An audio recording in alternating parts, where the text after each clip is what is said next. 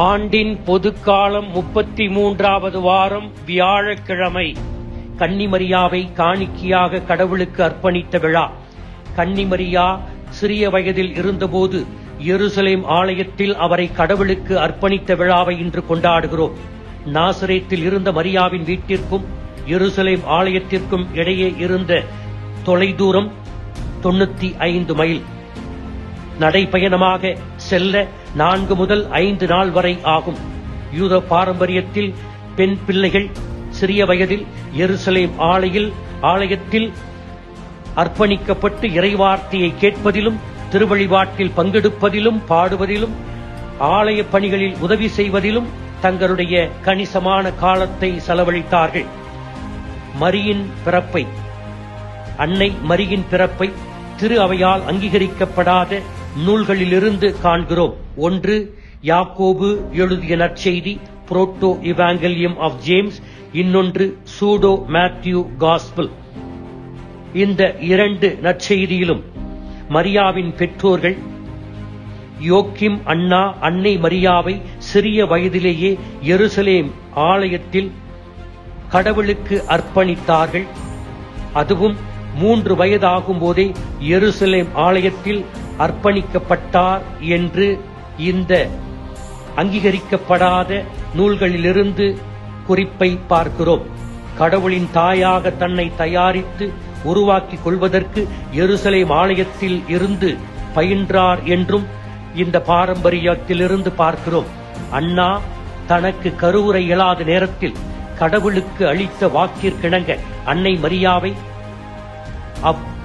ஆலயத்தில் அர்ப்பணித்தார். அதுவும் கடவுளின் தாயாக மாற.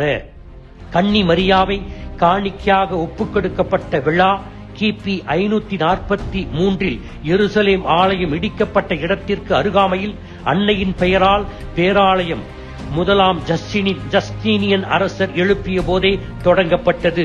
பின்பு கிழக்கத்திய திரு அவைக்கு அவை பரவியது. 14ஆம் நூற்றாண்டில் மேற்கத்திய திரு அவை முழுவதற்கும் இந்த விழா பரவியது.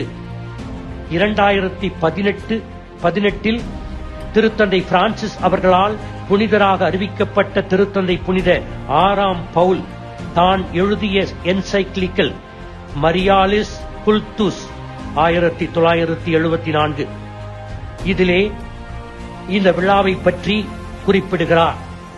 இந்த விழாவினுடைய உள்ளடக்கத்தை திரு அவையால் அங்கீகரிக்கப்படாத நூல்களில் இருந்து நாம் பெற்றுக்கொண்டாலும் இந்த விழா மிக உயர்ந்த முன்மாதிரியான மதிப்பீடுகளை முன்வைக்கிறது. இந்த விழாவின் தொடக்கம் கிழக்கத்திய திரு அவைகளில் மதிப்புக்குரிய மரபுகளை தன்னகத்தை கொண்டுள்ளது. கன்னிமரியா ஆலயத்தில் காணிக்கையாக ஒப்புக் கொடுக்கப்பட்டதை வரலாற்று ரீதியாக நிரூபிக்க முடியாது என்றாலும் ஒரு முக்கியமான இறையியல் நோக்கத்தை இந்த நாள் கொண்டுள்ளது. அன்னை மரியாவின் பிறப்பு மற்றும் நாமே அமல உற்பவி விழாவிற்கும் இந்த விழா ஒரு உந்து சக்தியாக இருக்கிறது. அன்னை மரியா தூய்மையானவர் என்பதை குழந்தை பருவத்திலிருந்தே அதற்கு பிறகும் அவருடைய தூய்மை தொடர்கிறது என்பதையும் வலியுறுத்துகிறது. இந்த விழா நமக்கு தரும் செய்தி என்ன? பங்கேற்கின்ற ஒவ்வொரு நற்கருணை கொண்டாட்டமும் நாம் நம்மை காணிக்கையாக ஒப்புக் கொடுக்கின்ற ஒன்றுதான். முதலாக நாம் நம்முடைய திருமுழுக்கின் வழியாக அதிகாரப்பூர்வமாக ஒப்புக் கொடுக்கப்பட்டிருந்தாலும் ஒவ்வொரு திருப்பலியும் நம்மையும் நம் குடும்பத்தையும் பலிப்பீடத்தில் கிறிஸ்து இயேசுவின் வழியாக தந்தையாகிய கடவுளுக்கு ஒப்புக் கொடுக்கின்றோம். நாம் கடவுளுக்கு அர்ப்பணிக்கப்பட்டவர்கள் என்பதை உணர்ந்து புனிதமான வாழ்வை வாழ கடமைப்பட்டுள்ளோம் என்பதை புரிந்து கொள்ள வேண்டும்.